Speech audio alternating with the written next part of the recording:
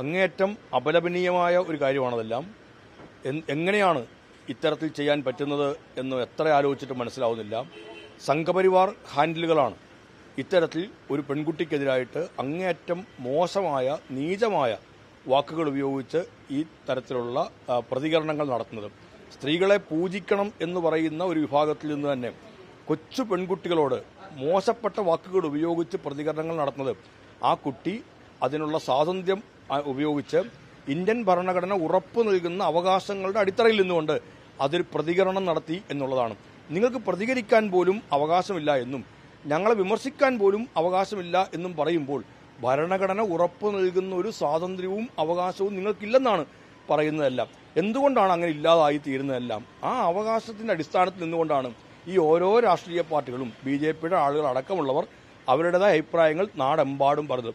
മോഡി ആ അവകാശം ഉപയോഗിക്കുന്നുണ്ട്. അങ്ങനെ ഇന്ത്യൻ പ്രധാനമന്ത്രിക്ക് ആ അവകാശം വിനിയോഗിക്കാം, മന്ത്രിമാർ ആ അവകാശം വിനിയോഗിക്കുന്നുണ്ട്, അവരവരുടെ അഭിപ്രായം പറയുന്നുണ്ട്, അവർക്ക് എതിർപ്പുള്ള കാര്യങ്ങൾ പറയുന്നുണ്ട്. എന്തുകൊണ്ട് ഈ നാട്ടിലെ ഒരു കൊച്ചു പെൺകുട്ടിക്ക് അവരുടെ അഭിപ്രായം പറയാൻ പറ്റുന്നില്ല? ഒരു ചെറുപ്പക്കാരന് അഭിപ്രായം പറയാൻ പറ്റുന്നില്ല? നമ്മുടെ ടൊവിനോ അടക്കമുള്ള സിനിമാ താരങ്ങൾ ഒരു അഭിപ്രായം, നിങ്ങൾ ആരും ഒരു അഭിപ്രായവും പറയാൻ പാടില്ല, നിങ്ങൾക്കാർക്കും പ്രതികരിക്കാനുള്ള അവകാശമില്ല എന്ന് പറയുന്നതാണ് ഫാസിസം എന്ന് പറഞ്ഞാൽ.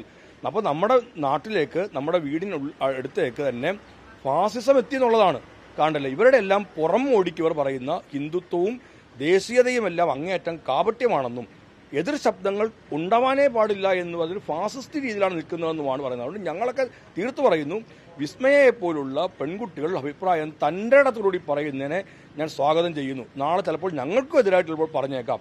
അതിൻ്റെ പേരിൽ ഒരു അസ്വസ്ഥതയും ഉണ്ടാവേണ്ട കാര്യമില്ല. നമ്മുടെ ചെറുപ്പക്കാരെല്ലാം ഈ ന്യൂ ജൻ അല്ലെങ്കിൽ ജെൻസി എന്നൊക്കെ പറയുന്നതെല്ലാം ഒരു തരത്തിലുള്ള ധാരണയും ബോധ്യവും ഒന്നും ഇല്ലാത്തവരാണെന്നും അവർ മുടിയൊക്കെ ഇങ്ങനെ വല്ലാണ്ട് ആക്കിയിട്ടിരിക്കുന്നു, അയഞ്ഞ പാൻറ് ഉപയോഗിക്കുന്നു, അവരെല്ലാം ഇങ്ങനെയൊക്കെ പറഞ്ഞ് നമ്മൾ ഈ ചെറുപ്പക്കാരെ നമ്മൾ ഒരുപാട് അണ്ടർ എസ്റ്റിമേറ്റ് ചെയ്യുകയായിരുന്നു. അവർക്ക് എത്രമാത്രം വലിയ രാഷ്ട്രീയ ബോധമുണ്ടെന്നും നമ്മൾ ഈ സമരത്തിനകത്ത് കാണിച്ചു തരികയാണ്. ഒരു ഇതിലും ഏതെങ്കിലും തരത്തിൽ സംഘടനയുടെ ഭാരവാഹികളായി പേര് വരുന്നതിനൊന്നുമല്ല ഈ കുട്ടികളെല്ലാം പോയി അവിടെ ഈ തെരുവിൽ നിന്ന് അത് കൊള്ളുന്നത്.